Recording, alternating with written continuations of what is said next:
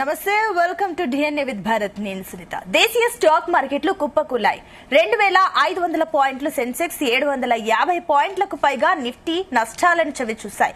పశ్చిమ ఆసియాలో కీలకమైన గ్యాస్, చమురు క్షేత్రాలను లక్ష్యంగా చేసుకుని ఇరాన్ దాడులు జరపడం అంతర్జాతీయ మార్కెట్లపై తీవ్ర ప్రభావాన్ని చూపించింది.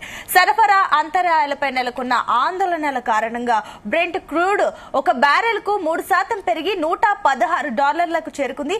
ఇదే అంశానికి సంబంధించి మనం ఇవాళ డిఎన్ఏలో డిస్కస్ చేయబోతున్నాం. దీనికి సంబంధించి మనకి అనాలిసిస్ ఇవ్వడానికి మా చీఫ్ ఎడిటర్ భరత్ కూడా సిద్ధంగా ఉన్నారు. భరత్, సో స్టాక్ మార్కెట్లో భారీ పతనానికి కారణాలు ఏమై ఉండొచ్చు?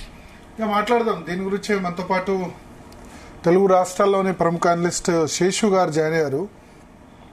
శేషు గారు నమస్కారం. జీ తెలుగు న్యూస్ కోసం సమయం కేటాయించిన ధన్యవాదాలు. భరత్ గారు నమస్కారం అండి. ముందుగా అందరికి ఉగాది శుభాకాంక్షలు. పరాభవ నామ సంవత్సర ఉగాది శుభాకాంక్షలు ప్రేక్షకులందరూ కూడా. సో మొదటి రోజే పరాభవ నామ సంవత్సరంలో 775 పాయింట్లు నిఫ్టీ కోల్పోయింది. మళ్ళీ 23,000 మార్క్ దగ్గరికి వచ్చింది. ఇవాళ ఇన్ఫాక్ట్ 23 సైకలాజికల్ లెవెల్ 23,000 బిలో కూడా టచ్ అయింది. ఒక దశలో ఎంత అండి, లో 22,930 కూడా టచ్ అయింది శేషు గారు. అవునండి, అవును. ఆల్రెడీ ఇది మనం 3 రోజులు రికవర్ అయింది, కాస్త ఒక రోజులో తుడిచిపెట్టిపోయింది. అవును. సో మనకి ఇదే లెవెల్లో గతంలో ఏంటంటే దగ్గరగా 23,000 లెవెల్స్ కి వచ్చింది. అక్కడ నుంచి మళ్ళీ రికవర్ అయి 23,800 దాకా నిఫ్టీ వెళ్ళడం చూసాము. మళ్ళీ మీరు అన్నట్టుగా ఒక 2-3 రోజుల ర్యాలీ అంతా కూడా ఒక రోజులోనే భారీగా మనకి నష్టాలు చూసాము. ప్రధానంగా మీకు తెలిసిందే, జియో పొలిటికల్ గా మన ఇండియా అంటే బాగా ఎఫెక్ట్ అవుతుంది. ఎవరు అంటే మన ఇండియన్ ఎకానమీ బాగా ఎఫెక్ట్ అవుతుంది. అంటే అన్ని దేశాలు ఎఫెక్ట్ అవుతున్నాయి. మరీ ముఖ్యంగా మనకి ఏంటంటే ఇది బాగా పెద్ద నెగిటివ్ అయిపోయింది. అటు క్రూడ్ ఆయిల్ పెరగడము చాలా ఇబ్బందిగా ఉంది. దాంతో పాటు మీకు తెలిసిందే గ్యాస్ సరఫరాలో కూడా మనకి చాలా ఇబ్బందులు ఎదుర్కోవడము, ఇవన్నీ కూడా ఏంటి అంటే ఒక్కసారి బాగుంది అనుకున్న అంతా ప్రపంచవ్యాప్తంగా ఎకానమీస్ అన్ని కూడా దెబ్బతినడం స్టార్ట్ అయినాయి. సో దాని ఎఫెక్ట్ మనం చూసాము ఈ రోజు. అంటే ఇవాళ మళ్ళీ పడిపోవడానికి ఓన్లీ క్రూడ్ ఆయిల్ ఇవాళ $113-114 దగ్గర ఇప్పుడు వస్తుంది బ్రెంట్ క్రూడ్. అవునవును. ఒక రోజు 119 టచ్ అయ్యి మళ్ళీ 90కి పడిపోయింది ట్రంప్ స్టేట్మెంట్ తోటి. మళ్ళీ ఇప్పుడు $114. ఓన్లీ క్రూడ్ ఆయిల్ కారణం అంటారా? అంటే ఇక్కడ మీరు చెప్పినది రెండు ఉంది. బ్రెంట్ వేరు, నైమెక్స్ వేరు. అంటే నైమెక్స్ 120కి వెళ్ళింది, బ్రెంట్ ఇంకా ముందుకు వెళ్ళింది. మనం వాడేది బ్రెంట్ క్రూడ్ అనమాట. క్రూడ్ లో 2 ఉంటాయి. నైమెక్స్ అంటే న్యూయార్క్ మర్కెంటైల్ ఎక్స్చేంజ్ అనమాట క్రూడ్. బ్రెంట్ క్రూడ్, బ్రెంట్ మనకి సప్లై ఏంటంటే బ్రెంట్ ప్రైస్ ఉంటుంది. బట్ ఏదేమైనప్పుడు కూడా క్రూడ్ అనేది పెరగడమే ప్రధానంగా ఈ అనిశ్చితికి కారణం అండి. తర్వాత ఎంతకాలం ఇలా ఉంటుంది అంటే ఇప్పుడు ఈ ఇరాన్ అండ్ ఈ అమెరికా మధ్య ఈ యుద్ధం అనేది ఇంకెన్ని రోజులు కొనసాగుతుంది అనేది బాగా అంటే ప్రతి ఒక్కరు కూడా ఏంటి అంటే త్వరగా ఇది ముగిసుకోవాలని కోరుకుంటున్నారు. సో మరీ ఎక్కువ రోజులు ఇంకా ఎక్కడి నుంచి ఇంకా ఒక 1 వీక్ ఇంకా 10 days అయితే మరింత ఇన్ఫ్లేషన్ పెరిగే అవకాశాలు ఉన్నాయి. దీంతో పాటు ఏంటంటే గ్లోబల్ గా ఇప్పుడు ఇంకొక మనం యుఎస్ లో కూడా చూసాము, అక్కడ కూడా ఇంట్రెస్ట్ రేట్స్ అనేది తగ్గించలేదు అనమాట. తర్వాత ఇక్కడ ఇంకొక పెద్ద ప్రాబ్లం ఏంటంటే స్టాగ్ఫ్లేషన్ అంటారు, అది రావడానికి అవకాశం ఉంది. అంటే ఏంటి అంటే అన్ఎంప్లాయ్మెంట్ బాగా పెరిగిపోయే అవకాశాలు ఉన్నాయి. సో ఇన్ఫ్లేషన్ పెరుగుతుంది, అన్ఎంప్లాయ్మెంట్ పెరుగుతుంది, దాన్ని ఏమంటామంటే స్టాగ్ఫ్లేషన్ అంటాము. అది గ్లోబల్ గా రానుంది. మరీ ముఖ్యంగా యూరోప్ ని బాగా ఫస్ట్ యూరోప్ తర్వాత ఏషియా మీద బాగా ఎఫెక్ట్ అనేది ఉంటుంది. మరీ ముఖ్యంగా ఇండియా మీద ఈ క్రూడ్ ఆయిల్ ఎఫెక్ట్ చాలా ఉంటుంది. మిగతావన్నీ ఇంతకుముందే మీరు ఎన్ని అడిగినా కూడా నేను మనకేం కాదు, ట్రంప్ టారిఫ్ వార్స్ అవన్నీ మనం పట్టుకొని ముందుకెళ్తామని చెప్పాము. బట్ ఈసారి మాత్రం ఆ విధంగా చెప్పడం లేదు నేను. ఎందుకంటే క్రూడ్ ఆయిల్ అనేది ఎంత త్వరగా కిందకు వస్తే అంత ఇండియాకి మంచిది. బట్ ఒక 10 days 15 days అంటే ఆల్రెడీ 15 days అయింది కాబట్టి ఒక 1 week లో ఈ సమస్యలన్నీ పరిష్కారం అయితే మన ఇండియన్ ఎకానమీకి మంచిదండి. సార్ ఇప్పుడు ఈ సమయంలో మనం దేనిలో ఇన్వెస్ట్ చేయాలి, ఎటువంటి స్టాక్స్? అంటే సంబంధం లేని సెక్టార్స్ కూడా పడిపోతున్నాయి. 23,000 వచ్చేసరికి సంబంధం లేని సెక్టార్స్ అన్నీ కూడా పడిపోతున్నాయి. ఫర్ ఎగ్జాంపుల్ చూసుకుంటే లిక్కర్ స్టాక్స్ కూడా పడిపోతున్నాయి. సో ఇటువంటి ఇప్పుడు లిక్కర్ స్టాక్స్ సమ్మర్ అయితే గనక నిజానికి సమ్మర్ సమయంలో అవి ఎక్కువ గిరాకీ ఉంటుంది, ఎక్కువ బిజినెస్ కూడా ఎక్కువ చేస్తాయి. సో అన్ని సెక్టార్స్ కూడా పడిపోతున్నాయి. సో ఏ సెక్టార్ లో ఇప్పుడు ఇన్వెస్ట్ చేయడం కరెక్ట్, ఏ సెక్టార్ లో ఎక్కువ ఎఫెక్ట్ అయ్యే అవకాశం ఉంది అమెరికా, ఇరాన్, ఇజ్రాయెల్ యుద్ధం సంబంధించి? ఒకటి సెక్టార్ పరంగా అంటే డెఫినెట్ గా ఎలా ఉంటుందంటే స్టాక్ మార్కెట్స్ పడితే అన్ని పడతాయి, కాకపోతే ఒకటి ఎక్కువ పడుతుంది, ఒకటి తక్కువ పడుతుంది. ఇక్కడ ఏంటి ఇప్పుడు మీరు అన్నట్టుగా లిక్కర్ స్టాక్స్ కూడా పడుతున్నాయి అంటున్నారు. అసలు లిక్కర్ కూడా పడుతుందండి. ఆబ్వియస్ గా ప్రైస్ యాక్షన్ ఎలా ఉంటుందంటే సెంటిమెంట్ అనేది బాగా నెగిటివ్ ఉంది. ఎవరు కూడా బయింగ్ చేసి చేయడానికి ముందుకు రావట్లేదు. అటువంటి రాని పరిస్థితులు ఏమవుతుంది అంటే అన్ని స్ట్రాంగ్ ఉన్న సెక్టార్స్ కూడా మొన్నటి వరకు ఏంటి అంటే స్ట్రాంగ్ ఉన్న సెక్టార్స్, స్ట్రాంగ్ ఉన్న కంపెనీస్ స్టేబుల్ గా అక్కడే ఉన్నాయన్నమాట. ఇప్పుడు ఏంటి అవి కూడా క్రాక్ అవుతున్నాయి. ఇప్పుడు సపోజ్ ఏదైనా స్టాక్ 750 దగ్గర ఫర్ ఎగ్జాంపుల్ నారాయణ హృదయాలు ఉందనుకున్నాం, అది 1850 ఆ లెవెల్లో చాలా స్ట్రాంగ్ ఉంది. బట్ ఓవరాల్ గా మార్కెట్ బాగా కరెక్షన్ లోకి వెళ్ళేటప్పటికి ఇటువంటి స్ట్రాంగ్ కౌంటర్స్ కూడా ఈ రోజు మనకి ఇదిగా గమనిస్తే 1650కి వచ్చేసింది అనమాట. మంచి కంపెనీనే అయినా సరే మన రిజల్ట్స్ బాగున్నాయి, అన్ని బాగున్నాయి. కాకపోతే ఏంటంటే ప్రైస్ కరెక్షన్స్ అంటాం. ఇది మంచి కంపెనీస్ ని పిక్ చేసుకోవాల్సిన టైం అండి. ఇంకా సో మనం ఏంటి ఇవి ఎంతకాలం ఉంటుంది, వారు ఎంతకాలం ఉంటుంది ఎవరు కూడా ఊహించలేదు. ఇప్పుడు యుద్ధం వల్ల లీస్ట్ ఎఫెక్టెడ్ సెక్టార్స్, అసలు ఎఫెక్ట్ కాని సెక్టార్స్, అంటే యుద్ధం ఆగిపోగానే రివ్వున దూసుకుపోయే సెక్టార్స్. ఇప్పుడు యుద్ధం వల్ల కొన్ని సెక్టార్స్ మీద లాంగ్ టర్మ్ ఎఫెక్ట్ ఉంటుంది. ఇప్పుడు క్రూడ్ ఆయిల్ ఎంత యుద్ధం అయిపోయినా సరే ఆ production middle east countries immediate గా పునరుద్ధరించలేవు కదా. అవునండి, అంటే క్రూడ్ ఆయిల్ కాకపోతే ప్రైస్ అనేది పడుతుందండి. ప్రైస్ అనేది క్రూడ్ ఆయిల్ ఇంటర్నేషనల్ మార్కెట్ లో క్రూడ్ ఆయిల్ ప్రైస్ డ్రాస్టిక్ గా కిందకు వస్తుంది.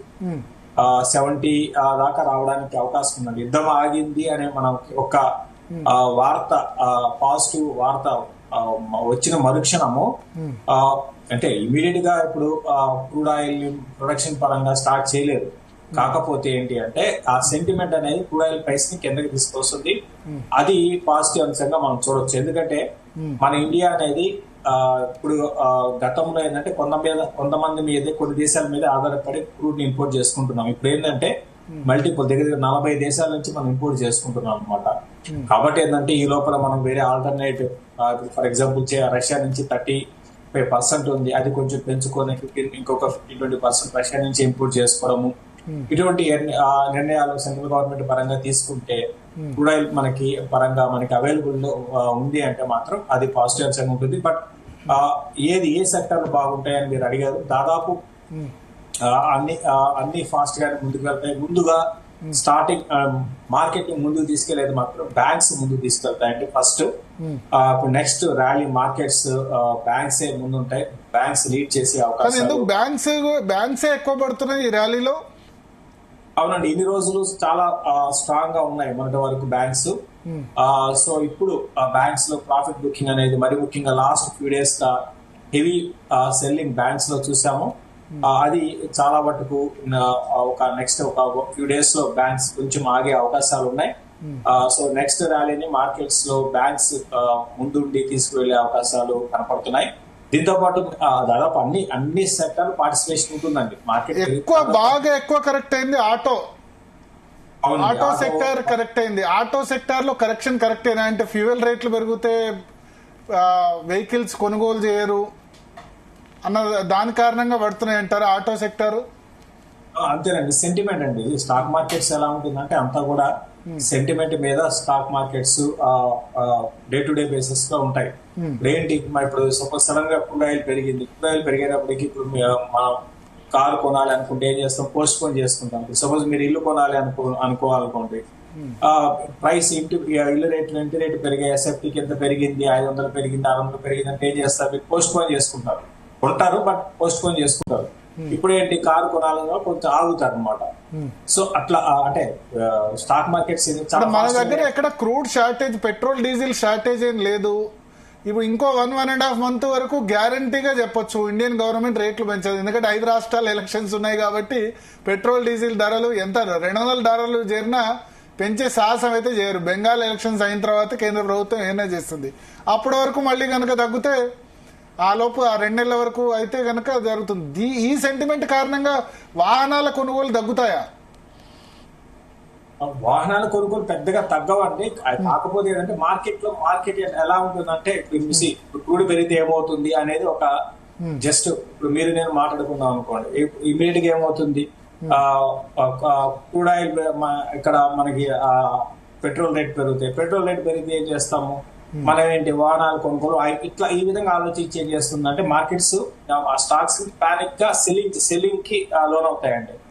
సో నిజంగా రేపొద్దున సేల్స్ పడతాయా లేకపోతే సేల్స్ పెరుగుతాయా అని పక్కన పెడితే ఇమ్మీడియట్ గా నీజర్ రియాక్షన్ అంటాం. ఎందుకంటే ఆటో దాదాపు ఆటో స్టాక్స్ 20% వరకు కరెక్ట్ అయ్యాయి యావరేజ్ గా. అవునవునవునవును. Auto stocks even banking sector కూడా 17-18% దాకా కరెక్ట్ అయినట్టుంది. 17 దగ్గర ఆటో స్టాక్స్ ని మీరు కొనుక్కోవచ్చు అండి ఈ టైంలో. మంచి ఫ్రంట్ లైన్ కంపెనీస్ ని ఇండెక్స్ బేస్డ్ లైక్ మహీంద్రా కావచ్చు, ఇటువంటి స్టాక్స్ ని ఈ కరెక్షన్స్ లో పిక్ చేసుకోమంటారు. దాంతో పాటు ఆటో యాన్సిలరీ కూడా పిక్ చేసుకోమంటాను. ఇది మంచి టైం అండి ఆటో స్టాక్స్. లైక్ అంటే ఏమైనా రికమెండేషన్స్ ఉన్నాయి ఇంకా మహీంద్రా కాకుండా ఆటో యాన్సిలరీ లో లేకపోతే ఆటో స్టాక్స్ లో? టీవీఎస్ మోటార్స్ లేకపోతే Tata Motors, Tata passenger vehicle ఇటువంటి టాటా M&M బెస్ట్ అండి ఉన్న వాటిలో. M&M ఒకటి, ఇంకోటి ఎస్కార్ట్స్ ఒకటి, ఈ రెండు కూడా ఎస్కార్ట్స్ కూడా వెళ్ళొచ్చు. M&M ఒకటి, ఎస్కార్ట్స్ ఒకటి తీసుకోమంటాను. తర్వాత ఐషర్ మోటార్స్, వీటి మీద ఫోకస్ చేయమంటాను. ఐషర్ మోటార్స్ ఫస్ట్ ఏంటంటే M&M, ఐషర్ మోటార్స్, తర్వాత ఎస్కార్ట్స్, ఈ 3 మీద కాన్సన్ట్రేషన్ చేయమంటారు. సార్ బ్యాంకింగ్ నెక్స్ట్ ముందుకు తీసుకెళ్తుంది మళ్ళీ అని చెప్తున్నారు. ఇవాళ HDFC బ్యాంక్ లో చాలా పెద్ద క్రైసిస్. HDFC బ్యాంక్ ఆల్మోస్ట్ ఇప్పుడు 4 years లోకు పడిపోయినట్టుంది నాకు తెలిసి. 4 సంవత్సరాలు దగ్గరలో ఉన్నట్టుందేమో. అక్కడ HDFC బ్యాంక్ లో చైర్మన్ రాజీనామా అంశం చాలా కుదుపు రేపుతోంది. అక్కడ ఏమైనా కార్పొరేట్ గవర్నెన్స్ ఇష్యూస్ ఉన్నాయా అని వస్తుంది. సో HDFC బ్యాంక్ ఈ సమయంలో రైట్ బెట్టా 800 దగ్గరలో దొరుకుతుంది. 798 దగ్గర క్లోజ్ అయింది. అవునవునండి. ఇది మనకి ఇప్పుడు కార్పొరేట్ గవర్నెన్స్ ఇష్యూ అనేది చెప్పలేము కానీ, బట్ అంత తెలిసి HDFC బ్యాంక్ లో ఉండకపోవచ్చు అండి. HDFC బ్యాంక్ లో పెద్దగా ఉండకపోవచ్చు. మీరు అన్నట్టుగా నిజంగా అది మరీ అంత అంటే కార్పొరేట్ గవర్నెన్స్ అంటే మిగతా అంటే కంపెనీస్ లాగా అయితే HDFC బ్యాంక్ ఇవాళ 52 week లోలో ఉంది. అవునండి. అదే 5 అంటే ఇవాళ లో తర్వాత పెద్దగా ఇప్పుడు 2021 రేట్ దగ్గరలో దొరుకుతుంది. 2021 లో వచ్చిన రేటుకే దొరుకుతుంది. అదేనండి. చక్రవర్తి గారు రిజైన్ చేయడం అనేది అంటే ఆల్రెడీ స్టాక్ మార్కెట్ లో నెగిటివ్ సెంటిమెంట్ ఉంది.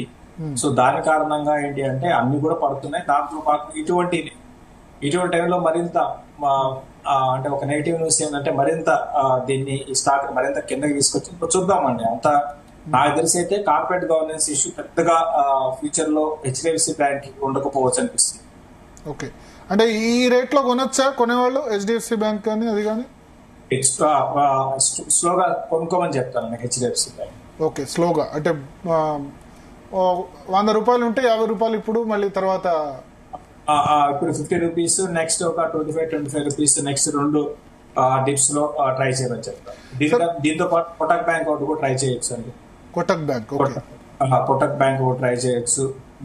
సో లిక్కర్ కంపెనీస్ ని కూడా ట్రై చేయొచ్చు. PSU bank sir, PSU banks లో కెనరా బ్యాంక్ ఒకటి, SBI ఒకటి, వీటిలో ట్రై చేయొచ్చు అండి. State bank of India recent గా ఇది అంటే భారీగా అయితే పడలేదు, బట్ మంచి కరెక్షన్ వచ్చింది. 1020 ఆ లెవెల్లో కొంచెం ఆగడానికి అవకాశం ఉంది, దాన్ని ట్రై చేయొచ్చు. తర్వాత కెనరా బ్యాంక్ ఒకటి కూడా పిఎస్యు బ్యాంక్స్ లో 133 ఉంది, బిలో 130 ఇది రావచ్చు. దీన్ని కూడా స్లోగా అక్యుమిలేట్ చేసుకుంటే మళ్ళీ నెక్స్ట్ ఒక 1.5 year లో న్యూ హైస్ అయితే అటు SBI and Canara bank touch చేసే అవకాశం ఉంది. సార్ మీరు ఇంతకుముందు చెప్తున్నారు లిక్కర్ స్టాక్స్ కొనుగోలు చేయొచ్చా? సమ్మర్ దృష్ట్యా వాటి డిమాండ్ పెరుగుతుంది కాబట్టి అన్ని కొనుగోలు చేయొచ్చా? దానిలో స్పెసిఫిక్ గా మీరు ఏమైనా రికమెండ్ చేస్తారా? లిక్కర్ స్టాక్స్ కొనుక్కోవచ్చండి సమ్మర్ లో. అంటే సమ్మర్ మీకు ఏంటి ఇవే ఎక్కువ ఏమంటాము మనం బీర్ సేల్స్ పెరుగుతాయి తప్ప మిగతావి పెరుగుతాయని నేను అనుకోను. బట్ మీరు కొనుక్కోవచ్చు. లైక్ ఉన్న వాటిలో లిస్టెడ్ కంపెనీస్ లో అంటే అన్ని లిక్కర్ కంపెనీస్ రీసెంట్ గా బాగా కిందకు వచ్చాయి. వాటిలో యూబీఎల్ ఒకటి, యునైటెడ్ బ్రీవరీస్ ఒకటి 50-70 దగ్గర ఉంది. దీన్ని మనం ఈ ప్రైస్ పాయింట్ లో స్టార్ట్ చేయొచ్చు బయింగ్. నెక్స్ట్ 2 quarters మంచి రిజల్ట్స్ దీంట్లో మనం ఎక్స్పెక్ట్ చేయొచ్చండి. బయింగ్ స్టార్ట్ చేసి దాంతో పాటు మీరు అన్నట్టుగా ఎలక్షన్స్ కూడా ఉన్నాయి. ఇప్పుడు 4 state ఎలక్షన్స్ కూడా ఆల్రెడీ అనౌన్స్ చేశారు. సో దాని తాలూకు తమిళనాడులో ఎక్కువ బిజినెస్ చేసేది ఎవరు సార్? యునైటెడ్ బ్రూవరీసా, యునైటెడ్ స్పిరిట్సా, రాడికో ఖైతానా? తమిళనాడు, కేరళ ఈ 2 రాష్ట్రాల్లో ఎలక్షన్స్ ఉన్నాయి. రాజకీయ పార్టీలు ఖచ్చితంగా ఎలక్షన్ వచ్చినప్పుడు ఇక సేల్స్ ఏ విధంగా ఉంటే మనం తెలియవచ్చు. West Bengal also, Tamil Nadu, Kerala, Assam, west Bengal ఈ 4 రాష్ట్రాల ఎలక్షన్స్ ఉన్నాయి ఈ 1 month లో. అంటే ఓవరాల్ గా అంటే ఇండియా మొత్తం మీద కేసెస్ అంటే ఎక్కువగా లిక్కర్ కన్సంప్షన్ పరంగా మీకు కర్ణాటక వస్తుంది, తర్వాత మన తెలంగాణ, ఆంధ్ర, తర్వాత సౌత్ ఏనండి. సౌత్ లోనే ఎక్కువ కన్సంప్షన్ ఉంటుందండి నార్త్ కన్నా. మన చెన్నై, తమిళనాడు, కర్ణాటక, తెలంగాణ, ఆంధ్రాలో ఎక్కువగా లిక్కర్ సేల్స్ ఉంటాయి కంపారిటివ్లీ నార్త్ తో పోల్చుకుంటే. సో సార్ ఇంకా ఇప్పుడు పూర్తిగా ఇప్పుడు స్టాక్స్ పడ్డా లేకపోతే మార్కెట్ పడ్డా ఎఫెక్ట్ కాని సెక్టార్స్ ఏమైనా ఉన్నాయా? ఇజ్రాయెల్, ఇరాన్ దానికి సంబంధించి ఎఫెక్ట్ కాని సెక్టార్స్ మీరు బ్యాంకింగ్ చెప్పారు, ఆటో చెప్పారు, ఇంకా అన్ని సెక్టార్లు ఎఫెక్ట్ అవుతాయండి. ఎంతో కొంత ఎఫెక్ట్ అవుతాయి. ఇప్పుడు మనం ఇంకొకటి ఇక్కడ effect pharma and hospitals effect కావాలనుకున్నా అవి కూడా ఎంతో కొంత ఎఫెక్ట్ అవుతున్నాయి. అవి కూడా ఏంటి అంటే ఫర్ ఎగ్జాంపుల్ మిడిల్ ఈస్ట్ నుంచి మన ఇండియాకి చాలా మంది మెడికల్ టూరిజం పరంగా వాళ్ళు వస్తూ ఉంటారు. సో వాళ్ళకి ట్రీట్మెంట్ తీసుకుంటూ ఉంటారు. అది ఇప్పుడు కానీ గమనిస్తే అది కూడా కొంచెం మనకి లాస్ట్ ఒక 1 week 10 days గా అక్కడి నుంచి పేషెంట్లు ఇక్కడ రావడం కూడా ఆగిపోయింది కదా. సో ఈ విధంగా అన్ని ప్రతి సెక్టార్ కి ఇది ఎఫెక్ట్ ఉందండి. ఫార్మా మీద ఎఫెక్ట్ ఉంటుందా? ఫార్మాలో కూడా లాజిస్టిక్స్ ఇష్యూస్ ఉన్నాయి.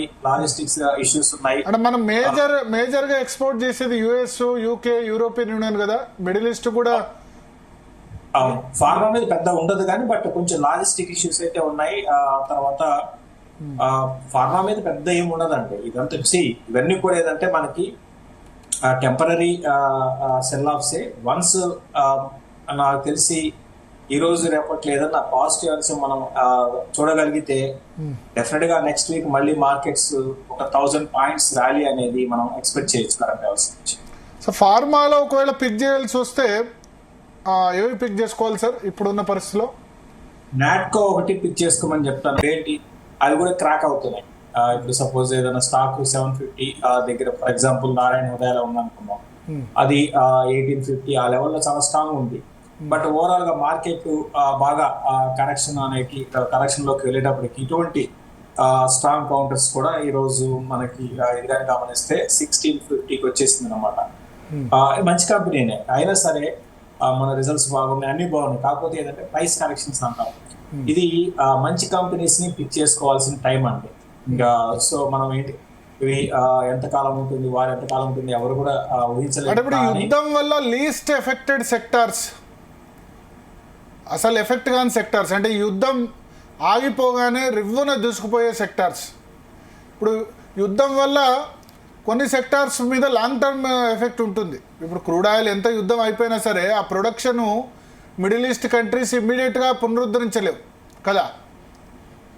అవునండి. అంటే క్రూడ్ ఆయిల్ కాకపోతే ప్రైస్ అనేది పడుతుందండి. ప్రైస్ అనేది క్రూడ్ ఆయిల్ ఇంటర్నేషనల్ మార్కెట్ లో క్రూడ్ ఆయిల్ ప్రైస్ డ్రాస్టిక్ గా కిందకు వస్తుంది.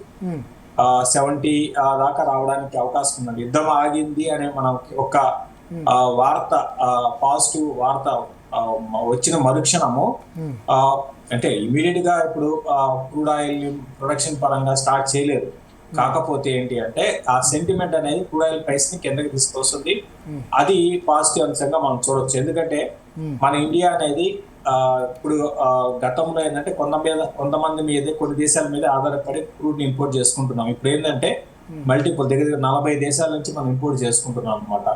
కాబట్టి ఏంటంటే ఈ లోపల మనం వేరే ఆల్టర్నేటివ్ ఫర్ ఎగ్జాంపుల్ రష్యా నుంచి 35% ఉంది, అది కొంచెం పెంచుకొని ఇంకొక 15-20% రష్యా నుంచి ఇంపోర్ట్ చేసుకోవడము, ఇటువంటి నిర్ణయాలు సెంట్రల్ గవర్నమెంట్ పరంగా తీసుకుంటే క్రూడ్ ఆయిల్ మనకి అవైలబుల్ ఉంది అంటే మాత్రం అది పాజిటివ్ అంశంగా ఉంటుంది. బట్ ఏ సెక్టర్లు బాగుంటాయని మీరు అడిగారు. దాదాపు అన్ని ఫాస్ట్ గా ముందుకు వెళ్తాయి. ముందుగా స్టార్టింగ్ మార్కెట్ ముందుకు తీసుకెళ్లేది మాత్రం బ్యాంక్స్ ముందుకు తీసుకెళ్తాయండి ఫస్ట్. ఇప్పుడు నెక్స్ట్ ర్యాలీ మార్కెట్స్ బ్యాంక్స్ ముందుంటాయి. బ్యాంక్స్ లీడ్ చేసే అవకాశం. బ్యాంక్స్ ఎక్కువ పడుతున్నాయి ఈ ర్యాలీలో. అవునండి, ఇన్ని రోజులు చాలా స్ట్రాంగ్ గా ఉన్నాయి మొన్నటి వరకు బ్యాంక్స్. సో ఇప్పుడు బ్యాంక్స్ లో ప్రాఫిట్ బుకింగ్ అనేది మరి ముఖ్యంగా లాస్ట్ ఫ్యూ డేస్ గా హెవీ సెల్లింగ్ బ్యాంక్స్ లో చూసాము. అది చాలా మటుకు నెక్స్ట్ ఒక ఫ్యూ డేస్ లో బ్యాంక్స్ కొంచెం ఆగే అవకాశాలు ఉన్నాయి. సో నెక్స్ట్ ర్యాలీని మార్కెట్స్ లో బ్యాంక్స్ ముందుండి తీసుకువెళ్లే అవకాశాలు కనపడుతున్నాయి. దీంతో పాటు దాదాపు అన్ని సెక్టర్ పార్టిసిపేషన్ ఉంటుందండి. మార్కెట్ ఎక్కువ కరెక్ట్ అయింది ఆటో సెక్టర్ కరెక్ట్ అయింది. ఆటో సెక్టర్ లో కరెక్షన్ కరెక్ట్ అయినా అంటే ఫ్యూయల్ రేట్లు పెరిగితే వెహికల్స్ కొనుగోలు చేయరు అన్న దాని కారణంగా పడుతున్నాయి అంటారు ఆటో సెక్టర్. అంతేనండి, సెంటిమెంట్ అండి. స్టాక్ మార్కెట్స్ ఎలా ఉంటుందంటే అంతా కూడా సెంటిమెంట్ మీద stock markets day to day basis గా ఉంటాయి. ఏంటి ఇప్పుడు సపోజ్ సడన్ గా క్రూడ్ ఆయిల్ పెరిగేటప్పటికి ఇప్పుడు మనం కారు కొనాలి అనుకుంటే ఏం చేస్తాం, పోస్ట్ పోన్ చేసుకుంటాం. సపోజ్ మీరు ఇల్లు కొనాలి అనుకోవాలనుకోండి, ప్రైస్ ఇంటి రేటు పెరిగాయి, ఎస్ఎఫ్టీకి ఎంత పెరిగింది, 500 పెరిగింది, 600 పెరిగింది అంటే ఏం చేస్తారు, మీరు పోస్ట్ పోన్ చేసుకుంటారు.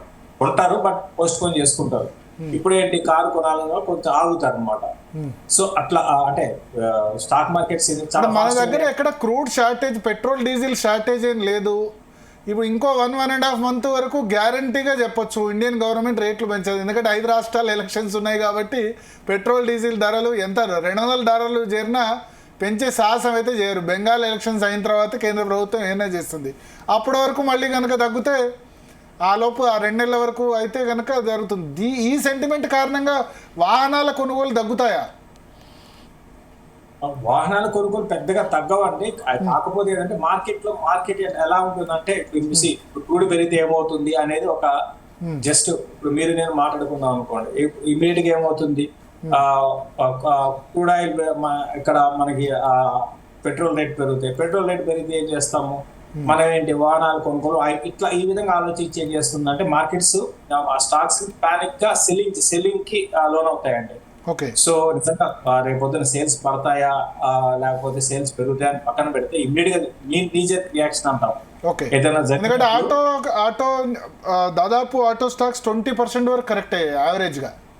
అవునవునవునవును, auto stocks even banking sector కూడా 17-18% దాకా కరెక్ట్ అయినట్టుంది. 17 దగ్గర ఆటో స్టాక్స్ ని మీరు కొనుక్కోవచ్చండి ఈ టైంలో. మంచి ఫ్రంట్ లైన్ కంపెనీస్ ని ఇండెక్స్ బేస్డ్ లైక్ మహీంద్రా కావచ్చు, ఇటువంటి స్టాక్స్ ని ఈ కరెక్షన్స్ లో పిక్ చేసుకోమంటారు.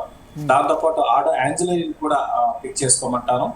ఇది మంచి టైం అండి ఆటో స్టాక్స్. లైక్ అంటే ఏమైనా రికమెండేషన్స్ ఉన్నాయి ఇంకా మహీంద్రా కాకుండా ఆటో యాన్సిలరీలో లేకపోతే ఆటో స్టాక్స్ లో?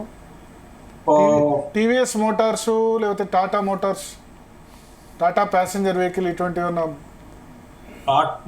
టాటా M&M బెస్ట్ అండి ఉన్న వాటిలో. M&M ఒకటి, ఇంకోటి ఎస్కార్ట్స్ ఒకటి, ఈ రెండు కూడా ఎస్కార్ట్స్ కూడా వెళ్ళొచ్చు. M&M ఒకటి, ఎస్కార్ట్స్ ఒకటి తీసుకోమంటాను. తర్వాత ఐషర్ మోటార్స్, వీటి మీద ఫోకస్ చేయమంటాను. ఐషర్ మోటార్స్ ఫస్ట్ ఏంటంటే M&M, ఐషర్ మోటార్స్, తర్వాత ఎస్కార్ట్స్, ఈ 3 మీద కాన్సన్ట్రేషన్ చేయమంటారు. సార్ బ్యాంకింగ్ నెక్స్ట్ ముందుకు తీసుకెళ్తుంది మళ్ళీ అని చెప్తున్నారు. ఇవాళ HDFC బ్యాంకులో చాలా పెద్ద క్రైసిస్. HDFC బ్యాంక్ ఆల్మోస్ట్ ఇప్పుడు 4 years లోకు పడిపోయినట్టుంది నాకు తెలిసి. 4 సంవత్సరాలు దగ్గరలో ఉన్నట్టుందేమో. అక్కడ హెచ్డిఎఫ్సి బ్యాంక్ లో చైర్మన్ రాజీనామా అంశం చాలా కుదుపు రేపుతోంది. అక్కడ ఏమైనా కార్పొరేట్ గవర్నెన్స్ ఇష్యూస్ ఉన్నాయా అని వస్తుంది. సో హెచ్డిఎఫ్సి బ్యాంక్ ఈ సమయంలో రైట్ బెట్టా 800 దగ్గరలో దొరుకుతుంది. 798 దగ్గర క్లోజ్ అయింది. అవునవును అండి. ఇది మనకి ఇప్పుడు కార్పొరేట్ గవర్నెన్స్ ఇష్యూ అనేది చెప్పలేము కానీ బట్ అంత తెలిసి హెచ్డిఎఫ్సి బ్యాంక్ లో ఉండకపోవచ్చు అండి. హెచ్డిఎఫ్సి బ్యాంక్ లో పెద్దగా ఉండకపోవచ్చు.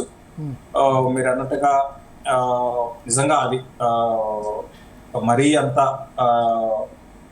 అంటే కార్పొరేట్ గవర్నెన్స్ అంటే మిగతా అంటే కంపెనీస్ లాగా అయితే హెచ్డిఎఫ్సి బ్యాంక్ ఇవాళ 52 వీక్ లోలో ఉంది. అవునండి. అదే 5 అంటే ఇవాళటి లో తర్వాత పెద్దగా ఇప్పుడు 2021 రేటు దగ్గరలో దొరుకుతుంది. 2021లో వచ్చిన రేటుకే దొరుకుతుంది. అదేనండి. చక్రవర్తి గారు రిజైన్ చేయడం అనేది అంటే ఆల్రెడీ ఇప్పుడు స్టాక్ మార్కెట్ లో నెగిటివ్ సెంటిమెంట్ ఉంది. సో దాని కారణంగా ఏంటి అంటే అన్ని కూడా పడుతున్నాయి. దాంతో పాటు ఇటువంటి టైంలో మరింత అంటే ఒక నెగిటివ్ న్యూస్ ఏంటంటే మరింత దీన్ని ఈ స్టాక్ మరింత కిందకి తీసుకొచ్చి ఇప్పుడు చూద్దామండి. అంత నాకు తెలిసి అయితే కార్పొరేట్ గవర్నెన్స్ ఇష్యూ పెద్దగా ఫ్యూచర్ లో హెచ్డిఎఫ్సి బ్యాంక్ ఉండకపోవచ్చు అనిపిస్తుంది. ఓకే, అంటే ఈ రేట్లో కొనొచ్చా కొనేవాళ్ళు హెచ్డిఎఫ్సి బ్యాంక్ కానీ అది కానీ? స్లోగా కొనుక్కోమని చెప్తాను హెచ్డిఎఫ్సి బ్యాంక్. ఓకే, స్లోగా అంటే 100 రూపాయలు ఉంటే 50 రూపాయలు ఇప్పుడు, మళ్ళీ తర్వాత ఇప్పుడు 50 రూపీస్, నెక్స్ట్ ఒక 25 రూపీస్, నెక్స్ట్ 2 డిప్స్ లో ట్రై చేయమని చెప్తాను. దీంతో పాటు కోటక్ బ్యాంక్ ఒకటి కూడా ట్రై చేయొచ్చు అండి. కోటక్ బ్యాంక్ కోటక్ బ్యాంక్ ఒకటి ట్రై చేయొచ్చు. సో లిక్కర్ కంపెనీస్ ని కూడా ట్రై చేయొచ్చు. PSU bank sir, PSU banks లో కెనరా బ్యాంక్ ఒకటి, ఎస్బీఐ ఒకటి, వీటిలో ట్రై చేయొచ్చు అండి. State bank of India recent గా ఇది అంటే భారీగా అయితే పడలేదు బట్ మంచి కరెక్షన్ వచ్చింది. 1020 ఆ లెవెల్లో కొంచెం ఆగడానికి అవకాశం ఉంది, దాన్ని ట్రై చేయొచ్చు. తర్వాత కెనరా బ్యాంక్ ఒకటి కూడా పిఎస్యు బ్యాంక్స్ లో 133 ఉంది, బిలో 130 ఇది రావచ్చు. దీన్ని కూడా స్లోగా అక్యుములేట్ చేసుకుంటే మళ్ళీ నెక్స్ట్ ఒక 1.5 year లో న్యూ హైస్ అయితే అటు SBI and Canara bank touch చేసే అవకాశం ఉంది.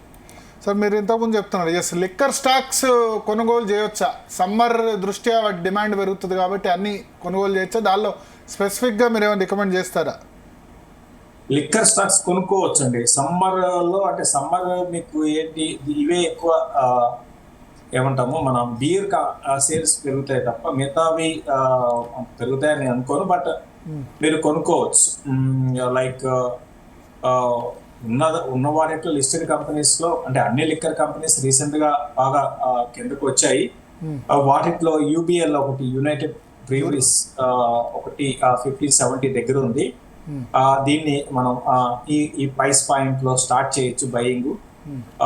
నెక్స్ట్ 2 quarters మంచి రిజల్ట్స్ దీంట్లో మనం ఎక్స్పెక్ట్ చేయొచ్చు అండి. బయింగ్ స్టార్ట్ చేయొచ్చు. దాంతో పాటు మీరు అన్నట్టుగా ఎలక్షన్స్ కూడా ఉన్నాయి. ఇప్పుడు 4 స్టేట్ ఎలక్షన్స్ కూడా ఆల్రెడీ అనౌన్స్ చేశారు. సో దాని తాలూకు తమిళనాడులో ఎక్కువ బిజినెస్ చేసేది ఎవరు సార్? యునైటెడ్ బ్రీవరీసా, యునైటెడ్ స్పిరిట్సా, రాడికో ఖైతానా? తమిళనాడు, కేరళ ఈ 2 రాష్ట్రాల్లో ఎలక్షన్స్ ఉన్నాయి. రాజకీయ పార్టీలు ఖచ్చితంగా ఎలక్షన్ వచ్చినప్పుడు ఇక సేల్స్ ఏ విధంగా ఉంటే మనకు తెలియవచ్చు. West Bengal also, Tamil Nadu, Kerala, Assam, west Bengal ఈ 4 రాష్ట్రాల ఎలక్షన్స్ ఉన్నాయి ఈ 1 month లో. అంటే ఓవరాల్ గా అంటే ఇండియా మొత్తం మీద కేసెస్ అంటే ఎక్కువగా లిక్కర్ కన్సంప్షన్ పరంగా మీకు కర్ణాటక వస్తుంది, తర్వాత మన తెలంగాణ, ఆంధ్ర, తర్వాత సౌత్ ఏనండి. సౌత్ లోనే ఎక్కువ కన్సంప్షన్ ఉంటుందండి నార్త్ కన్నా. మన చెన్నై, తమిళనాడు, కర్ణాటక, తెలంగాణ, ఆంధ్రాలో ఎక్కువగా లిక్కర్ సేల్స్ ఉంటాయి కంపారిటివ్లీ నార్త్ తో పోల్చుకుంటే. సో సార్ ఇంకా ఇప్పుడు పూర్తిగా ఇప్పుడు స్టాక్స్ పడ్డా లేకపోతే మార్కెట్ పడ్డా ఎఫెక్ట్ కానీ సెక్టార్స్ ఏమైనా ఉన్నాయా? ఇజ్రాయెల్, ఇరాన్ దానికి సంబంధించి ఎఫెక్ట్ కానీ సెక్టార్స్ మీరు బ్యాంకింగ్ చెప్పారు, ఆటో చెప్పారు, ఇంకా అన్ని సెక్టార్లు ఎఫెక్ట్ అవుతాయండి. ఎంతో కొంత ఎఫెక్ట్ అవుతాయి. ఇప్పుడు మనం ఇంకొకటి ఇక్కడ ఎఫెక్ట్ ఒక ఫార్మా అండ్ హాస్పిటల్స్ ఎఫెక్ట్ కావాలనుకున్నా అవి కూడా ఎంతో కొంత ఎఫెక్ట్ అవుతున్నాయి. అవి కూడా ఏంటి అంటే ఫర్ ఎగ్జాంపుల్ మిడిల్ ఈస్ట్ నుంచి మన ఇండియాకి చాలా మంది మెడికల్ టూరిజం పరంగా వాళ్ళు వస్తూ ఉంటారు. సో వాళ్ళకి ట్రీట్మెంట్ తీసుకుంటూ ఉంటారు. అది ఇప్పుడు కానీ గమనిస్తే అది కూడా కొంచెం మనకి లాస్ట్ ఒక 1 వీక్ 10 days గా అక్కడి నుంచి పేషెంట్లు ఇక్కడ రావడం కూడా ఆగిపోయింది కదా. సో ఈ విధంగా ప్రతి సెక్టార్ కి ఇది ఎఫెక్ట్ ఉందండి. ఫార్మా మీద ఎఫెక్ట్ ఉంటుందా? ఫార్మాలో కూడా లాజిస్టిక్స్ ఇష్యూస్ ఉన్నాయి. అంటే మనం మేజర్ గా ఎక్స్పోర్ట్ చేసేది US, UK, యూరోపియన్ యూనియన్ కదా, మిడిల్ ఈస్ట్ కూడా. ఫార్మా మీద పెద్ద ఉండదు కానీ బట్ కొంచెం లాజిస్టిక్ ఇష్యూస్ అయితే ఉన్నాయి. తర్వాత ఫార్మా మీద పెద్ద ఏమి ఉండదండి. ఇదంతా ఇవన్నీ కూడా ఏదంటే మనకి టెంపరీ సెల్ ఆఫ్సే. వన్స్ నాకు తెలిసి ఈ రోజు రేపట్లో ఏదన్నా పాజిటివ్ అంశం మనం చూడగలిగితే డెఫినెట్ గా నెక్స్ట్ వీక్ మళ్ళీ మార్కెట్స్ ఒక 1000 points ర్యాలీ అనేది మనం ఎక్స్పెక్ట్ చేయొచ్చు కరెంట్ అవర్స్ నుంచి. సో ఫార్మాలో ఒకవేళ పిక్ చేయాల్సి వస్తే ఏవి పిక్ చేసుకోవాలి సార్ ఇప్పుడున్న పరిస్థితిలో? నాట్కో ఒకటి పిక్ చేసుకోమని చెప్తానండి. నాట్కో రీసెంట్ గా మంచి ర్యాలీ వచ్చింది, తర్వాత మళ్ళీ ర్యాలీ కూడా దగ్గర 1000 దాకా వెళ్ళి మరి కరెక్ట్ అయింది. సో 10% కరెక్షన్ మనకి జస్ట్ ఒక 2 days లో దొరికింది, వచ్చింది. సో కాబట్టి నాట్కోని కరెంట్ అవర్స్ లో స్టార్ట్ చేయమంటారు మరి. ఓకే లారస్ ల్యాబ్స్ కూడా బాగా కరెక్ట్ అయినట్టుంది సార్ ఈ కొద్ది రోజులు. బట్ అది కూడా ఓకే అండి. ఇప్పుడు ప్రస్తుతం ఇమీడియట్ గా అయితే నాట్కో మళ్ళీ ఒక 20% కరెంట్ లెవెల్స్ నుంచి పెరిగే అవకాశాలు ఉన్నాయి. దీంతో పాటు జైడస్ లైఫ్ ని కూడా ట్రై చేయమంటాను. ఇది చాలా ఏళ్ల నుంచి కన్సాలేషన్ లో ఉంది. సో ఈసారి నేను అనుకోవడము జైడస్ లైఫ్ చాలా స్ట్రాంగ్ ర్యాలీ ఇందులో మనం ఎక్స్పెక్ట్ చేయొచ్చు. ఓకే సార్, మెటల్స్ పరిస్థితి ఏంటి సార్? మెటల్స్ ఏంటి, మిగతా వాటి పరిస్థితి ఏంటి? మెటల్ స్టాక్స్ పరిస్థితి ఏంటి? మెటల్స్ లో అండి, మెటల్స్ మీద నేను లాంగ్ టర్మ్ ఉద్దేశం ఉంటే పాజిటివ్ గానే ఉన్నానండి. ఫ్రంట్ లైన్ కంపెనీస్ అన్ని కూడా రీసెంట్ గా బాగానే రిజల్ట్స్ పోస్ట్ చేస్తున్నాయి. JSW కావచ్చు, టాటా స్టీల్ కావచ్చు, ఓవరాల్ గా బాగా ఉన్నాయి. కాకపోతే ఏంటంటే కొన్ని ఏంటంటే ఇప్పుడు బేస్ మెటల్ కి చెందిన కంపెనీస్ లైక్ అల్యూమినియం, హిండాల్కో లాంటివి ఇటువంటివి ఏంటి అంటే కొంచెం రీసెంట్ గా ఈ కాపర్ బేస్ మెటల్స్ స్టార్ట్ అయినాయి, కరెక్ట్ కావడం స్టార్ట్ అయినాయి. కాబట్టి కొంచెం వెయిట్ చేయమంటాను. స్టీల్ కంపెనీస్ లో ఉండండి, బేస్ మెటల్ కంపెనీస్ లో మాత్రం కొంచెం ఆగమని చెప్తాను. అంటే స్టీల్ అడ్వాంటేజ్ ఏమైనా ఉందా? స్టీల్ అడ్వాంటేజ్ అంటే ఇప్పుడు మనం చూసాం కదండి, స్టీల్ కి కొంచెం డిమాండ్ అనేది పెరిగే అవకాశాలు ఉన్నాయి. ఎందుకంటే ఈ మిడిల్ ఈస్ట్ క్రైసిస్ తర్వాత యుద్ధాల్లో మనం చూసాము కొన్ని వందల బిల్డింగ్స్ కొలాప్స్ అయిపోయినాయి. సో కన్స్ట్రక్షన్ పరంగా అక్కడ మళ్ళీ కన్స్ట్రక్షన్ యాక్టివిటీ నెక్స్ట్ ఒక 2-3 నెలల్లో స్టార్ట్ అయితే ఈ స్టీల్ కి బాగా డిమాండ్ అనేది పెరిగే అవకాశాలు ఉన్నాయి. కాబట్టి స్టీల్ కి చెందిన కమాడిటీస్ లో స్టీల్ చెందిన కంపెనీస్ ని కొనుక్కోండి. At the same time base metal చెందిన కంపెనీస్ అంటే అల్యూమినియం, కాపర్, జింక్ ఇటువంటి కంపెనీస్ ఏవైతే ఉంటాయో వాటిలో ఇప్పుడే ఫ్రెష్ బయింగ్ వద్దండి. అవి ఇంకా కొంచెం పడ్డానికి అవకాశం ఉంటుంది. ఎందుకంటే రీసెంట్ గా ఈ బేస్ మెటల్స్ కూడా అబ్నార్మల్ గా పెరిగాయండి ఇంటర్నేషనల్ మార్కెట్ లో. ఇప్పుడు పడ్డం స్టార్ట్ అవుతున్నాయి. లాస్ట్ few days గా మీరు చూస్తే అటు జింక్ కావచ్చు, కాపర్ కావచ్చు, అల్యూమినియం కావచ్చు, ఇవన్నీ కూడా పడుతున్నాయి ఇంటర్నేషనల్ మార్కెట్ లో ఫ్యూచర్స్. కాబట్టి నెక్స్ట్ 2-3 quarterలో ఏంటి అంటే వీళ్ళకి కొంచెం ప్రైస్ కరెక్షన్ బాగా ఎక్కువ ఉండే అవకాశాలు ఉన్నాయి. కాబట్టి కొంచెం ఆగమని చెప్తాను సార్. ప్రపంచంలో ఎక్కడ అన్సర్టినిటీ వచ్చినా గోల్డ్ రేట్ పెరగాలి కదా, ఇప్పుడు గోల్డ్ రేట్ పడిపోతుంది. సో మీరేం సజెస్ట్ చేస్తారు? ఇప్పుడు ఈ పరిస్థితిలో కొంత కరెక్షన్ అయింది కాబట్టి ఇక్కడ కొనుగోలు చేయొచ్చా లేదా ఇంకా పడుతుందా? లాస్ట్ టైం మీకు మన మాట్లాడుకున్నప్పుడు గట్టిగా చెప్పడం జరిగిందండి, గోల్డ్ జోలికి వెళ్ళాకని నేను చెప్పాము. రేపు గోల్డ్ యుద్ధాలు వచ్చినా సరే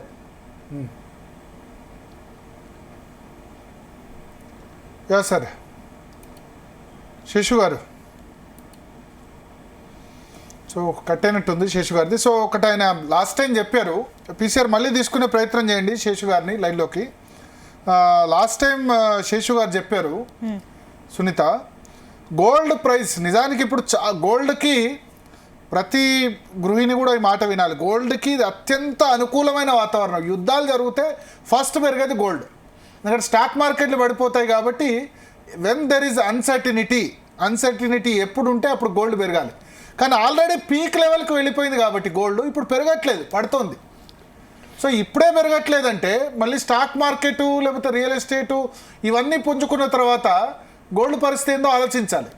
ఇంకా సో హయ్యెస్ట్ 10 గ్రాముల బంగారం 1,85,000 దాకా కూడా ఒక దశలో టచ్ అయ్యి ఇప్పుడు 1,56,000 దగ్గర ఉంది 24 క్యారెట్ గోల్డ్ హైదరాబాద్లో.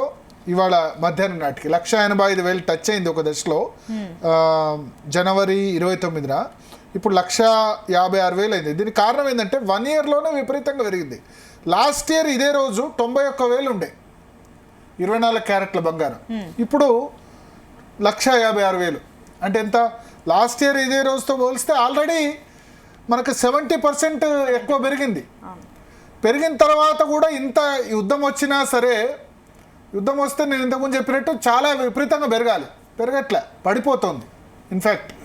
ఇన్ఫ్యాక్ట్ $5,000 కంటే కూడా గోల్డ్ పడిపోయిన పరిస్థితి. సో ఈ యుద్ధం క్లియర్ అయిపోయి అంతా క్లియర్ అయిన తర్వాత గోల్డ్ ఇంకా పెరగదని చెప్తున్నారు. అంటే 130, 140 దగ్గరికి వచ్చి ఒక 2-3 సంవత్సరాలు కంటిన్యూస్గా పెరగకుండా ఉండేందుకు ఎక్కువ ఛాన్సెస్ ఉన్నాయని చెప్తున్నారు. సో శేషు గారు వచ్చారు, పీసీఆర్ చెప్పండి. Yeah okay. సో అయితే ఇక్కడ మనం చూడాల్సింది ఏంటంటే గోల్డ్కి సంబంధించి ఈ విధంగా పూర్తిగా క్రాష్ అయిపోయిన పరిస్థితి గోల్డ్. అంటే క్రాష్ అంటే పెరగకుండా ఉన్న పరిస్థితి గోల్డ్ మనకు కనిపిస్తోంది. 24 క్యారెట్ల బంగారం. సో ఆయన చెప్తున్నారు మెటల్ సంబంధించి, మెటల్స్లో ప్రీషియస్ మెటల్స్ అంటే గోల్డ్ కానీ సిల్వర్ కానీ ఇవి మాత్రం డెఫినెట్గా ఏమంటారు కంటిన్యూగా పెద్దగా పెరగకుండా ఉండే అవకాశం ఉంది. స్టీల్ స్టాక్స్లో మాత్రం ఖచ్చితంగా పెరిగే అవకాశం ఉంది. ఎందుకంటే మిడిల్ ఈస్ట్లో చాలా, అంటే దుబాయ్ కానీ లేకపోతే సౌదీ కానీ ఇరాన్ కానీ చాలా చోట్ల కూడా ఇప్పుడు జరుగుతున్న యుద్ధం వల్ల చాలా బిల్డింగ్లు పడిపోయాయి. సో మిడిల్ ఈస్ట్లో కన్స్ట్రక్షన్ యాక్టివిటీ ఇదంతా యుద్ధం అయిన తర్వాత ఆ బిల్డింగ్స్ అయితే కట్టాలి కదా. సో అక్కడ స్టీల్ డిమాండ్ పెరిగే అవకాశం ఉందని ఆయన చెప్తున్నారు. అట్లాగే చూసుకుంటే ఇప్పుడు ఆయన చెప్పిన సెక్టార్స్లో ఆటో స్టాక్స్ బాగా పడిపోయాయి, 20% పడిపోయినాయి. ఆటోమొబైల్స్ అంటే కార్లు కానీ లేకపోతే 2 వీలర్స్ సంబంధించి కానీ. సో అదేంటంటే నీ జర్క్ రియాక్షన్. జస్ట్ ఇప్పుడు ఏదో పెట్రోల్ ధరలు పెరుగుతున్నాయని చెప్పి వెహికల్స్ కొనకుండా అయితే ఉండరు లేరు కదా. ఇది కొనకపోతే ఎలక్ట్రిక్ వెహికల్స్ అన్నా కొంటారు, అంతే కదా. మొబిలిటీ ట్రాన్స్పోర్టేషన్కి అయితే కావాలి వెళ్ళేందుకు, అయితే 2 వీలరో లేకపోతే కారో లేకపోతే ట్రక్కో ఏదో ఒకటి, అంటే ఏ అవసరాన్ని ఆ సెక్టార్ సంబంధించి. సో ఒక నీ జర్క్ రియాక్షన్ కనబడుతుంది. అంటే సంబంధం లేని సెక్టార్స్ కూడా పడిపోతున్నాయి. ఇప్పుడు లిక్కర్ సంబంధించి ఉంది. ఇప్పుడు ఇరాన్ ఇజ్రాయెల్లో యుద్ధం వస్తుందని చెప్పి మన దగ్గర తాగేవాళ్ళు తాగకుండా అయితే ఉండరు కదా. కానీ లిక్కర్ స్టాక్స్ కూడా పడిపోయినాయి. ఎందుకు? మార్కెట్ మొత్తం పడిపోయినప్పుడు అందరు డబ్బులు విత్డ్రా చేస్తున్నప్పుడు అవి కూడా పడిపోయినాయి. సో వేగంగా ఇప్పుడు సమ్మర్లో వేగంగా రికవర్ అయ్యేది ఏంటి అన్నిటికంటే ఫాస్ట్గా ఇదంతా అయిన తర్వాత కూడా ఆటోమొబైల్ స్టాక్స్ పెరగొచ్చు, బ్యాంకింగ్ స్టాక్స్ కూడా. ఇరాన్ ఇజ్రాయెల్ యుద్ధం అయితే మన దగ్గర బ్యాంకులు పడ్డాయి, బ్యాంకింగ్ స్టాక్స్. సో మన దగ్గర మనం బ్యాంకులు నార్మల్గానే ఉన్నాయి, మన దగ్గర ఎన్పిఎస్ ఏం పెరగదు దానివల్ల. బట్ నీ జర్క్ రియాక్షన్స్తో అన్నీ పడిపోతున్నాయి. సో ఆయన చెప్పింది ఏంటంటే మేజర్గా బ్యాంక్స్ ఎక్కువ కొనుగోలు చేయొచ్చు, మెటల్స్ మీద పాజిటివ్గా ఉన్నా అని చెప్పారు, ఆటో స్టాక్స్ కూడా కొనుగోలు చేయొచ్చు అని చెప్పారు, లిక్కర్ స్టాక్స్ లాంటివి కూడా కొనుగోలు చేయొచ్చు అని చెప్పారు. సో ఓవరాల్గా సరే ఇదంతా కూడా భరత్, ఇంకొకటి ఏంటంటే కూడా చాలా మంది ఇప్పుడు గోల్డ్ రేట్ తగ్గుతుంది కాబట్టి కొనడానికి ఇంట్రెస్ట్ చూపిస్తారు. బట్ ఇది ఫ్యూచర్లో గోల్డ్ పెరుగుతుందా అంటే పెరుగుతుందన్న ఒక ఆశతోనే కొనుక్కుంటారు పడిపోయింది కాబట్టి. సో వాళ్ళకి మీరు ఇచ్చే సూచన ఏంటి? ఏది గోల్డ్ విషయంలో ఇప్పుడు కొనుక్కోవచ్చు అంటారా, లేదంటే కాంప్రమైజ్ వెయిట్ చేయాలంటారా? వాళ్ళు అదే చెప్పారు. ఇప్పుడు ఈ యుద్ధం సెటిల్ కానివ్వండి, ఓకే, ఇప్పుడు కొనుగోలు చేసేవాళ్ళు లాంగ్ టర్మ్ కోసం కొనుగోలు చేయాలి. ఏదో సంవత్సరంలో పెరుగుతుంది 2 సంవత్సరాలు పెరుగుతుంది అని కాదు, సైకిల్స్ ఉంటాయి. ఇప్పుడు గోల్డ్ సైకిల్ ఒకటి జరిగింది, 1 ఇయర్లో 70% అప్రిషియేషన్ వచ్చింది. నార్మల్గా గోల్డ్ అప్రిషియేట్ అయ్యేది 1 ఇయర్లో 10%, 12% అప్రిషియేట్ అయ్యేది 70% పెరిగింది. ఓకే. సో ఆ సైకిల్ అన్నది ఇప్పుడు ఆగిపోయింది. అందుకని ఇప్పుడు పెరగాల్సిన సమయంలో పెరగట్లేదు. ఓకే, యుద్ధాలు వచ్చిన సమయంలో గోల్డ్ విపరీతంగా పెరిగిపోవాలి, ఎందుకంటే సేఫ్ ఇన్వెస్ట్మెంట్ లాంగ్ టర్మ్ కోసం. ఇప్పుడు స్టాక్ మార్కెట్లో పెడితే, యుద్ధాలు పెడితే అన్ని ప్రపంచ దేశాల్లో అన్ని స్టాక్ మార్కెట్లు కుప్పగొలుతున్నాయి. ఇన్వెస్ట్మెంట్ చేసే వాళ్ళు ఎక్కడ చేస్తారు? అయితే స్టాక్ మార్కెట్, లేకపోతే రియల్ ఎస్టేట్, లేకపోతే గోల్డ్ అండ్ సిల్వర్. అంతే కదా. ప్రపంచ గోల్డ్ ఎందుకు పెరిగిపోయిందంటే ప్రపంచ దేశాల బ్యాంకులన్నీ కొనుగోలు చేశాయి. మన ఆర్బీఐ ఉన్నది, reserve bank of India gold చాలా పెద్ద ఎత్తున కొనుగోలు చేసింది. చైనా సంబంధించిన సెంట్రలైజ్డ్ బ్యాంక్ కొనుగోలు చేసింది. వీళ్ళందరూ కొనుగోలు చేయడం వల్ల పెరిగింది. కానీ ఇప్పుడు ఎప్పుడైతే విపరీతంగా పెరగాలో పెరగట్లే, ఇన్ఫ్యాక్ట్ రివర్స్ జరుగుతుంది. ఎందుకు పెరిగాయి? అప్పుడు డొనాల్డ్ ట్రంప్ టారిఫ్స్ వేయడం వల్ల గోల్డ్ ధరలు విపరీతంగా పెరిగిపోయాయి. టారిఫ్స్ కాబట్టి అన్సర్టినిటీ, మార్కెట్లు పడిపోతాయి, ప్రపంచ దేశాలన్నీ పెరుగుతున్నాయి కాబట్టి. సో సేఫ్ ఇన్వెస్ట్మెంట్ అప్పుడు గోల్డ్ అనిపించింది. కానీ గోల్డ్ పెరిగే దానికంటే ఎక్కువ పెరగడంతో డిమాండ్ అన్నది కేవలం గృహిణులు ఇంట్లో బంగారం ఉంటే కాదు, ప్రపంచానికి సంబంధించిన రిజర్వ్ బ్యాంకులన్నీ కూడా కొనడం వల్ల పెరిగింది. సో ఇప్పుడు లాస్ట్ ఇయర్ ఇదే రోజు మార్చి 19th 90,000 ఉంది, ఇప్పుడు 156,000 ఉంది. కానీ ఒక దశలో 185,000 టచ్ అయి పడిపోయింది. ఇప్పుడు పెరగాలి, కానీ పెరగకుండా ఇన్ఫాక్ట్ పడుతుంది. కాబట్టి కొంత స్టెబిలైజ్ కానివ్వండి. అంటే యుద్ధం తర్వాత, ఈ యుద్ధం అయిపోయిన తర్వాత ఇంకా పడిపోయేందుకు ఛాన్స్ ఉంది. 130,000, 140 పడిపోకుండా పెద్దగా పెరగదు. ఒక 2-3 years వరకు పెద్దగా పెరిగేందుకు ఛాన్స్ లేదని చెప్తున్నారు. ఆల్రెడీ హెవీగా పెరిగింది కాబట్టి. ఇంకోటి డిజిటల్ గోల్డ్ కూడా చాలా మంది ప్రిఫర్ చేస్తున్నారు ఈ టైంలో. ఈవెన్ ఫిజికల్ గోల్డ్ అంటే కష్టము, డిజిటల్ గోల్డ్ కొంటున్నారు, గోల్డ్ ఈటీఎఫ్లు కొంటున్నారు. ఈటీఎఫ్లు అంటే స్టాక్ మార్కెట్ లో ఇన్వెస్ట్మెంట్, ఇవన్నీ కూడా చేస్తున్నారు. సో లాంగ్ టర్మ్ ఇన్వెస్టర్స్ కి ఇబ్బంది కాదు, ఒక 7-8 సంవత్సరాల దృష్టిలో, 5-6 సంవత్సరాల దృష్టిలో ఇబ్బంది కాదు. బట్ షార్ట్ టర్మ్ కోసం చూసే వాళ్ళకి ఇబ్బంది. షార్ట్ టర్మ్ లో నాకు ఇంకా తక్కువ ధర వస్తుందా అంటే తక్కువ ధరకు వచ్చేందుకు అవకాశాలు ఎక్కువ కనిపిస్తున్నాయి. అదే శేషు గారు చెప్పిన దాని ప్రకారం, మిగతా వాళ్ళు చెప్పిన దాని ప్రకారం 130-140 దాకా రావచ్చు. 1,50,000, 56,000 24 క్యారెట్ గోల్డ్ ఉంది. ఇంకా కూడా పడిపోవచ్చు అని చెప్తున్నారు. వన్స్ ఈ యుద్ధం అయిన తర్వాత దాన్ని చూసి నిర్ణయం తీసుకోవచ్చు. అంటే విచిత్రం ఏంటంటే భరత్, ఒకవేళ ఇప్పుడు మీరు అన్నట్లు ఇలాంటి క్రైసిస్ ఉన్నప్పుడు అందరు ఫస్ట్ సేఫ్ ఇన్వెస్ట్మెంట్ మీరు అన్నట్టు ప్రీషియస్ మెటల్స్ వైపే చూస్తారు. బట్ ఈసారి రివర్స్లో ఉంది కాబట్టి వాళ్ళు ఎటువైపు చూస్తే బెస్ట్ అంటారు, లేదంటే కామ్గా ఉండడం బెస్ట్? మీ సూచన ఏంటి ఇక్కడ? నా ఉద్దేశం ఏంటంటే ఇప్పుడు స్టాక్ మార్కెట్ ఈజ్ ఆగిన బస్సు ఆగింది. పరిగెత్తుతున్న బస్సు ఎక్కుతామా, ఆగిన బస్సు ఎక్కుతామా? ఇప్పుడు పడిపోయింది, కానీ ఎప్పటికీ ఇలానే ఉంటుందా? యుద్ధం రోజు వాళ్ళు కొట్టుకుంటే, యుఎస్ ఇరాన్ రోజు కొట్టుకుంటుంటే మిసైల్స్ అయితే అయిపోతాయి కదా. అయితే యుఎస్ అన్న వెనక్కి దగ్గర, లేకపోతే ఇరాన్ దగ్గర శక్తి అన్న అయిపోవాలి, అంతే కదా. ఎవరో ఒకరైతే ఆగిపోవాల్సింది. రోజు సంవత్సరాల తరబడి రష్యా ఉక్రెయిన్ 4 ఏళ్లుగా యుద్ధం చేస్తున్నాయి. ఏమైంది? అలవాటు పడిపోయింది స్టాక్ మార్కెట్లకు, వాటికి కూడా. ఇక కొట్టుకొని వాళ్ళు ఎంత కొట్టుకోని అని చెప్పి ఒక దశలో రష్యా ఉక్రెయిన్ యుద్ధ దశలో $120 క్రూడ్ ఆయిల్ జరిగింది. ఇంకా యుద్ధం కొనసాగితే ఆల్టర్నేటివ్ రూట్ ఇస్తారు. ఇప్పుడు మనం గల్ఫ్ దగ్గర నుంచి కాకుండా రష్యా నుంచి, అమెరికా నుంచి, వేరే దగ్గర నుంచి చేసుకుంటాం. ఆ స్టేట్ ఆఫ్ హార్మోజ్ ని ఇరాన్ ఎంతకాలం ఆపితే కనుక 3-4 నెలలు ఆపింది అనుకోండి, అందరు కలిసి ఇరాన్ తిట్టేస్తారు, ఏదో ఒకటి చేసేస్తారు. ఇప్పుడు ఏదో ఒకటి దాన్ని వెడిపించే విధంగా సొల్యూషన్ చేస్తారు. ఒక అమెరికా నౌకరు ఆపండి, మీరు మా ఎందుకు ఆపుతున్నారని చెప్పి చేసే అవకాశం కూడా ఉంది కదా. ఇంకోటి 4 నెలల పాటు కంటిన్యూస్ గా క్రూడ్ ఎక్స్పోర్ట్ చేయకపోతే మిగతా మిడిల్ ఈస్ట్ దేశాల పరిస్థితి, యుఏఈ, ఖతార్, కువైట్, ఇవన్నీ కూడా దాని మీద ఆధారపడి ఉన్నాయి కదా, క్రూడ్ ఆయిల్ మీదే. సో అవన్నీ ఇరాన్ మీద ప్రెషర్ తీసుకొస్తాయి కదా, అందరు కలిసి ఇరాన్ ఏదో విధంగా చేస్తారు కదా. సో ఎంతో కాలం ఇది 3 నెలలు 6 నెలలు స్టేట్ ఆఫ్ హార్మోజ్ ఆపడం వల్ల జరిగింది. అది ఓపెన్ చేసిన మరుక్షణం మళ్ళీ యాజ్ యూజువల్ గా జరుగుతుంది కదా. ఎందుకంటే యాజ్ యూజువల్ గా జరగకపోతే కువైట్ పరిస్థితి ఏంటి, దుబాయ్, యుఏఈ పరిస్థితి ఏంది, సౌదీ పరిస్థితి ఏంది, అక్కడ ఉన్న దేశాల గల్ఫ్ కంట్రీస్ పరిస్థితి ఏంది. ఓకే. సో వాళ్ళకి రేట్ ఇప్పుడు ఎక్కువ పెరిగింది, కానీ అమ్ముకోలేకపోతున్నారు. $150 అయినా గల్ఫ్ కంట్రీస్ అమ్ముకోలేకపోతున్నాయి, ఎందుకంటే నౌకలేవి రావట్లేదు కదా. వేరే మార్గం రెడ్ సీ, ఎర్ర సముద్రం నుంచి తీసుకొస్తున్నారు, కానీ చాలా తక్కువ అది క్వాంటిటీ. సో రేట్ ఎక్కువ ఉంది గల్ఫ్ కంట్రీస్ కి, కానీ వాళ్ళు అమ్ముకోలేకపోతున్నారు. అమ్ముకోలేకపోతే ఏం లాభం? వాళ్ళ సప్లై కనుక రిస్టోర్ అయితే మళ్ళీ రేట్ తగ్గుతుంది, సింపుల్. ఓకే. సో అదే లాజిక్. చూద్దాం. శేషు గారు అయితే సజెస్ట్ చేస్తున్నారు, మరి ఇప్పుడు ఈ పలానా స్టాక్స్లో ఇన్వెస్ట్ చేయాలి, ఎస్పెషల్లీ బ్యాంకింగ్ సెక్టర్ కానీ, తర్వాత ఆటో సెక్టర్ కానీ లిక్కర్ స్టాక్స్ కానీ ఇటువంటి వాటిలో ఇన్వెస్ట్ చేయొచ్చు అని ఆయన చెప్తున్నారు. Okay. గోల్డ్ అయితే ఇప్పుడు వద్దని ఆయన సజెస్ట్ చేస్తున్నారు. Okay right, thank you Bharat for your analysis. So చూస్తారు కదా, మొత్తం మీద స్టాక్ మార్కెట్లో భారీ పతనం అయితే చూస్తున్నాయి. ఈ టైంలో ఎంత వీలైతే అంతగా ఆలోచించి నిపుణులు చెప్పిన సూచన మేరకు ఫాలో అవ్వాలని మేము కూడా చెప్తున్నాం. That's all for now. Keep watching Zee Telugu news.